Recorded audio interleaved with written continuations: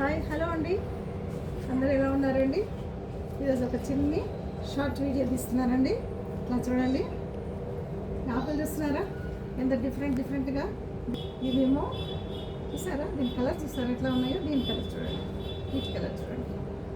ఒక మహాకవి పోతనామ తన కవిత్వం చెప్తూ దేవుడిని పూజిస్తూ, అమ్మ నీ పాద పల్లవములకు నమస్కరించి అంటే మొదలు పెడుతున్నాను ఈ కవిత్వము అనేసి పాద పల్లవములు అనే వర్డ్ ఉపయోగించాడు అనమాట.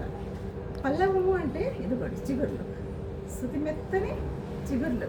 ఈ చిగుర్ల మధ్యలో మనకు వికసిస్తూ ఉంది చిన్న గులాబీ మొగ్గ. చూసారా చూసారా, పల్లవములు అంటే లేలేత చిగుళ్ళు అని అర్థం. చూసారా, ఈ లేలేత చిగుళ్ళ మధ్యలో వికసిస్తూ ఉంది మన అందాల ముద్దులకి గులాబీ పువ్వు. ఇక్కడ కూడా అలాంటి పువ్వే చక్కగా వస్తుంది. ఎలా అనిపిస్తుందండి? బాగుంది కదా అని అనుకుంటాను. గులాబీ ఆకులు, మెత్తని ఆకులు. ఓకేనండి, బాయ్.